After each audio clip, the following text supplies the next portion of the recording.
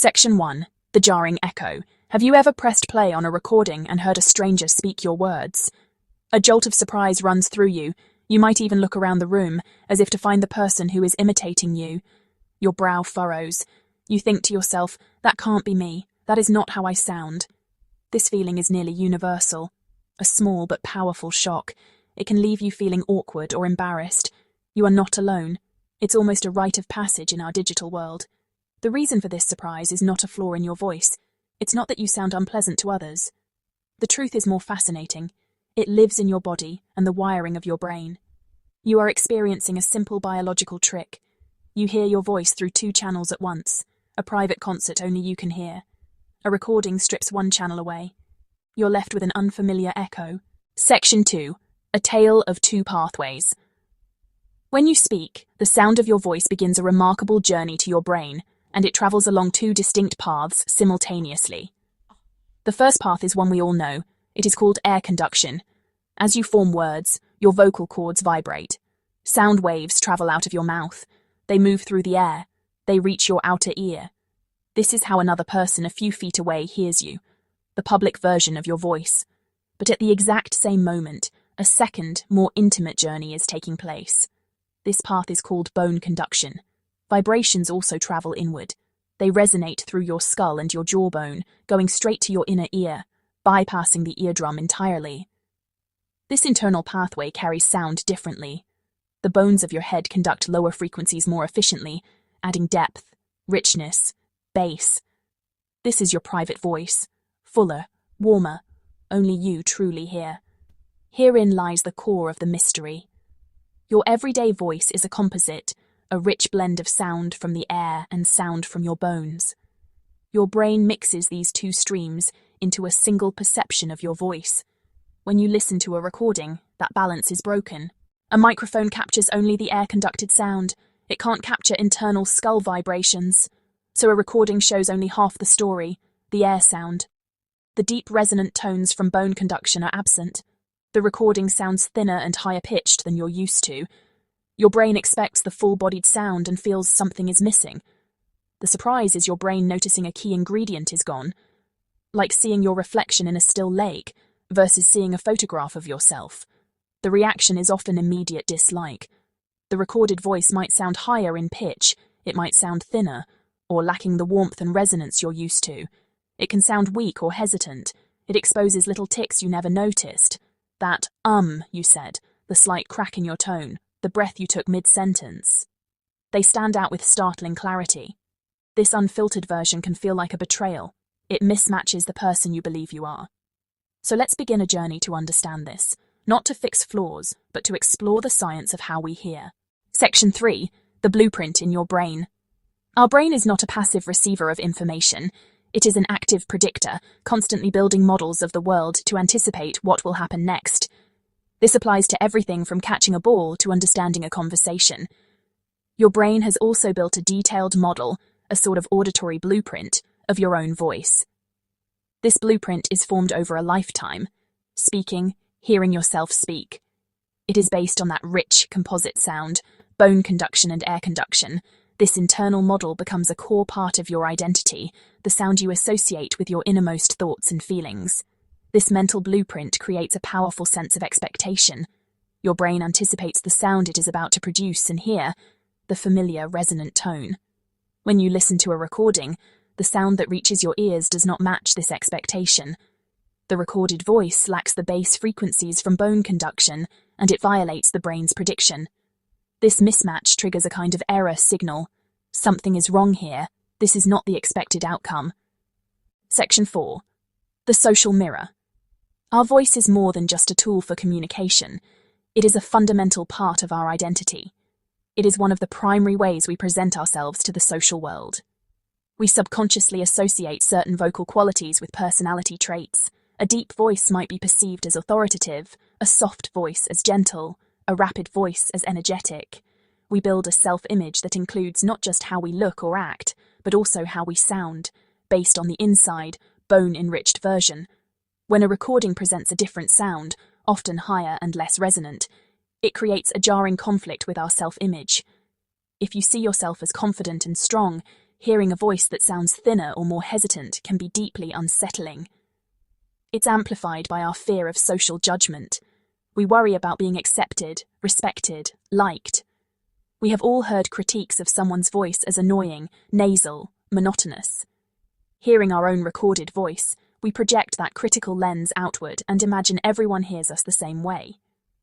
This fear can lead to a cycle of self-correction and anxiety, lowering pitch, slowing down, eliminating fillers, which can make speech feel strained and less confident, turning speaking into a performance where we're both actor and harshest critic. To truly grasp why your recorded voice sounds different, we must touch upon the basic physics of sound itself. Every sound you hear has several key properties, but two of the most important are pitch and timbre. Pitch refers to how high or low a sound is, determined by the frequency of the sound waves. Higher frequencies create higher-pitched sounds, like a whistle. Lower frequencies create lower-pitched sounds, like a drum. Bone conduction excels at transmitting these lower frequencies, why your internal voice sounds deeper to you. Timbre is the color or quality of a sound, what makes a violin and a trumpet sound different even on the same note. Your vocal cavity shapes the overtones, throat, mouth, nasal passages, giving your voice its unique texture. Recording and playback technology also act as filters between you and your voice. Not all microphones are created equal. Smartphone mics favor clear speech, but may not capture the full frequency range. They often boost mids and cut very low and very high ends. Room acoustics matter too. Hard surfaces create echoes a mic will pick up.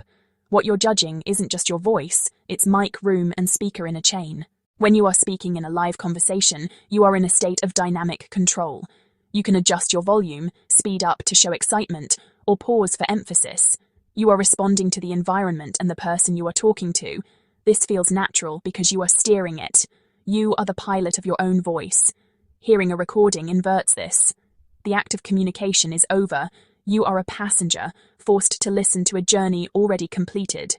Tiny imperfections, hesitations, fillers, breaths become glaringly obvious when frozen in time. We hold an idealized self as smooth and articulate. Recordings can shatter that illusion and stir shame. Do I always sound that uncertain? Am I really that inarticulate? The inner critic grows loud, but relentless self-scrutiny often fuels anxiety and stiffness, robbing natural cadence and warmth. The journey toward making peace with your recorded voice is not about changing the voice itself. It is about changing your relationship with it, a path of acceptance. The first step is simple: repeated exposure. The novelty and strangeness are major drivers of discomfort. The human brain is adaptable. With repetition, it normalizes input. The more you hear your recorded voice, the less strange it becomes. The initial shock will fade. Play it back without judgment. Don't analyze. Just listen. Treat it like familiarizing with a new neighbor. After a week or two, your reaction will calm. The voice will feel less like a stranger. Reframe while you listen. I am hearing my voice without bone conduction. This is how my voice sounds in open air. This is the version my friends hear. Cognitive reframing diffuses the charge. Swap "I sound bad" for "that's the internal versus external difference." Separate identity from raw sound. Focus on function over form. Your voice is a tool. It carries your thoughts, ideas, and emotions into the world. It lets you connect, share stories, ask for help, offer comfort. In real conversations, people aren't judging pitch and timbre. They're engaged with your message. Those imperfections become minor details in a bigger picture. If you wish to take active steps, try gentle exercises. First, the daily dose. Every day for 1 week, record the same short sentence. The sun is warm today. Play it back immediately. The first day might feel strange, but by the 7th, the sound loses its power to shock. Your brain starts to accept it as normal. Second, breath. Many speak from the throat, thin, strained. Practice diaphragmatic breathing, hand on belly. Inhale through your nose. Feel expansion. Exhale on a soft ah for 1 minute. You'll notice a more grounded, resonant quality. Third, gentle warm-ups. Lip trills. Press lips loosely and blow, then slide pitch like a siren to relax facial and laryngeal muscles and connect breath to sound. Humming also warms the system and increases blood flow to the vocal folds. Fourth, articulation. Practice crisp consonants with simple tongue twisters. Start slowly, exaggerate, then increase tempo while keeping clarity. Clarity boosts confidence as your message comes through cleanly. Finally, positive self-talk. Resist listing faults. Find one thing that was good. That part was clear. I like the way I phrased that. Direct attention to the positive to retrain your brain. This small shift can make all the difference. As we come to the end of our journey, let us return to that initial moment of surprise. The moment you heard your voice and thought, "That is not me." We have seen this feeling does not come from truth, but from perception, a harmless illusion from body and brain interplay. Your bones carry one version of the story. The air carries another. Your brain has grown accustomed to hearing them together. A recording simply removes one storyteller. The dislike you feel is not a judgment of worth. It is a natural response to the unfamiliar, a primal reaction when expectations are violated. It is colored by self-image, memory, and our need for social acceptance. We put pressure on ourselves to sound a certain way, as if under a harsh spotlight. But shadows disperse with understanding. To others, the recorded voice is simply you, associated with your kindness, your humor, your wisdom. Your internal critic is a lonely audience of one. You have the power to quiet it, through gentle exposure, mindful practice, and a shift in perspective. Next time you press play, take a calm breath.